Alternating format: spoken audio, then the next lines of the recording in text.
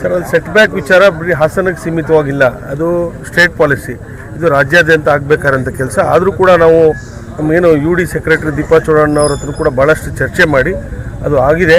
ಇದು set back ವಿಚಾರದಲ್ಲಿ ಸಿಡಿಲಗೊಳಿಸಿದ್ದಾರೆ.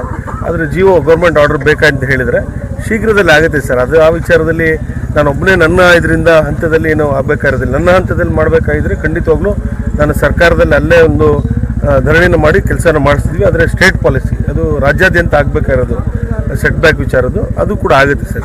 ನಗರಸಭೆ ವಿಚಾರವಾಗಿ ಮಾತಾಡಿದ್ರೆ ಅಲ್ಲಿ ಏನು ಕೂಡ ಇದಾಗ್ತಾ ಇಲ್ಲ ಸರ್. ಇವತ್ತು ನಗರ ಪಾಲಿಕೆಯಿಂದ ಎಷ್ಟು ಕಾಮಗಾರಿನ ಕಳಿಸಿದ್ದೀವಿ, ಏನು ಒಂದು 2 ತಿಂಗಳಲ್ಲಿ.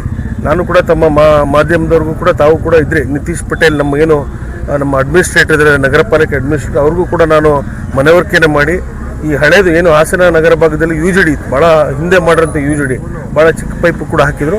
ಆ ನಿಟ್ಟಿನಲ್ಲಿ UGD ಸಮಸ್ಯೆ ಬಗೆಹರಿಸೋಣ ಅಂತ ಇವತ್ತು ಸುಮಾರು 12 ಕೋಟಿಗಿಂತ ಹೆಚ್ಚು 14 ಕೋಟಿಗಿಂತ ಹೆಚ್ಚು ಅನುದಾನವನ್ನು ತಂದು ನಗರ ಪಾಲಿಕೆಯಿಂದ ಕೆಲಸ ನಡೀತಾ ಇದೆ. ಕಾಮಗಾರಿಗಳು ತಾವೇ ನೋಡ್ತಾ ಇದ್ದೀರಿ. ಆ ನಿಟ್ಟಿನಲ್ಲಿ ಕೆಲಸ ಆಗ್ತಾ ಇದೆ. ನಗರ ಪಾಲಿಕೆ ಕೆಲಸ ಆಗ್ತಾ ಇಲ್ಲ ಅಂದೇನಿಲ್ಲ. ಆದರೆ ನಾವು ಕಡೆ ಅಧಿಕಾರಿ ವರ್ಗದವರು ಕಳೆದ ಒಂದು 5 ದಿನದಿಂದ ನಾನು ಕೂಡ ನೋಡಿದೆ, ಜನನ ಮತ್ತು ಮರಣನ ಒಂದು ಇದನ್ನೇನು ಸರ್ಟಿಫಿಕೇಟ್ ಕೊಡಬೇಕಾದ ಆ ವಿಚಾರದಲ್ಲಿ ಸ್ವಲ್ಪ ಗೊಂದಲ ಇತ್ತು. ಎಲ್ಲ ಬಗೆಹರಿದಿದೆ ಸರಿ. ಅದು ಆ ಥರದ್ದು ಏನಿಲ್ಲ. ಚಿಕ್ಕ ಪುಟ್ಟ ಸಮಸ್ಯೆ ಎಲ್ಲದರಲ್ಲೂ ಇರುತ್ತೆ, ಅದು ಇಲ್ಲ ಅಂತೇನಿಲ್ಲ. ಖಂಡಿತವಾಗ್ಲೂ ನಾವು ಕೂಡ ಯುವಕನಾಗಿ ಏನು ಸಾರ್ವಜನಿಕರು ಮತ್ತು ಹಾಸನ ನಗರಕ್ಕೆ ಒಂದು ಕೆಲಸ ಮಾಡಬೇಕು ಅಂತ ಕೂಡ ಬಂದಿದ್ದೀವಿ. ಖಂಡಿತವಾಗ್ಲೂ ಮಾಡ್ತೀವಿ ಸರ್. ಬರಲಿ ಸರ್, ಎಲ್ಲರಿಗೂ ಅವಕಾಶ ಇದೆ ಸರ್. ಅವರು ಒಬ್ರಿಗಲ್ಲ, ಪ್ರತಿಯೊಬ್ಬರು ಸಾರ್ವಜನಿಕರು ಕೂಡ ಪ್ರಜಾಪ್ರಭುತ್ವದಲ್ಲಿ ಕೆಲಸ ಮಾಡೋಂಥ ಅಧಿಕಾರ ಎಲ್ಲರಿಗೂ ಇದೆ. ಎಲ್ಲರೂ ಕೂಡ ಬಂದು ಅದು ಎಲ್ಲೂ ನಗರ ಪಾಲಿಕೆ ಎಲ್ಲ DC ಆಫೀಸ್ ಎಲ್ಲರೂ ಕೂಡ ಬಂದು ಕೆಲಸ ಮಾಡಿಸ್ಕೊಡಿ ಸರ್. ಆ ಥರದ್ದೇನಿಲ್ಲ. ನಾವು ಕೂಡ ಆಹ್ವಾನ ಮಾಡ್ತೀವಿ, ಬರಲಿ ಅವರು ಕೂಡ ಕೆಲಸ ಮಾಡಲಿ. ನಾವು ಕೂಡ ಪ್ರತಿನಿತ್ಯ, ನಾನೇನು ಬೆಂಗಳೂರಲ್ಲಿ ಮನೆ ಮಾಡ್ಕೊಂಡಿದ್ದವನಲ್ಲ, ಪ್ರತಿನಿತ್ಯ ಹಾಸನಲ್ಲೇ ಇರ್ತೀನಿ. ನನ್ನ ಮನೆಯಲ್ಲೇ ಸ್ವಗೃಹದಲ್ಲೇ ಇದ್ಕೊಂಡು ಮತ್ತು ನಗರ ಭಾಗದಲ್ಲಿ ನನ್ನ ಆಫೀಸ್ ಇದೆ, ತಾಲೂಕು ಆಫೀಸಲ್ಲಿ ಈಗ ಹೊಸದಾಗಿ ಪ್ರಜಾಸೌಧ ಏನಾಗಿದೆ ಅಲ್ಲೂ ಕೂಡ ಕಚೇರಿನ ತೆಗೆದಿರ್ತೀನಿ. ಪ್ರತಿನಿತ್ಯ ನಾವು ಸಾರ್ವಜನಿಕರ ಕೆಲಸದಲ್ಲಿರ್ತೀವಿ.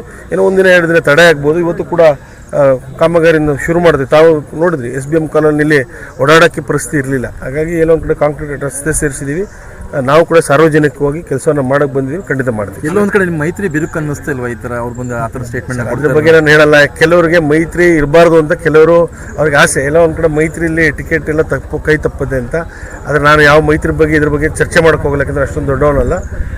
ಏನು ಹಿರಿಯರು ನಮ್ಮ ಮುಖಂಡರು ಹೇಳ್ತಾರೆ, ಆ ರೀತಿ ಕೇಳ್ತೀವಿ. ಬಟ್ ನಾವು ನಮ್ಮ ಮೈತ್ರಿನ ಪಾಲಿಸೋ ಧರ್ಮವನ್ನು ನಾವು ಮಾಡ್ತೀವಿ. ಚಿಕ್ಕಪಟ್ಟಣದಲ್ಲಿ ನಿನ್ನೆಯಿಂದ ಸ್ಟ್ರೈಕ್ ನಡೀತಿದೆ. ಅಲ್ಲಿ ಹಾಲು ಉತ್ಪಾದಕ ಇದರಲ್ಲಿ 3-4 ಕೋಟಿ ಅವ್ಯವಹಾರ ನಡೆದಿದೆ, ಕಾರ್ಯದರ್ಶಿಗಳು ಮಾಡಿದ್ದಾರೆ, ಈಗಲೂ ನಡೀತಾ ಇದೆ, ಗಲಾಟೆ ಆಗ್ತಾ ಇದೆ ಸರಿ.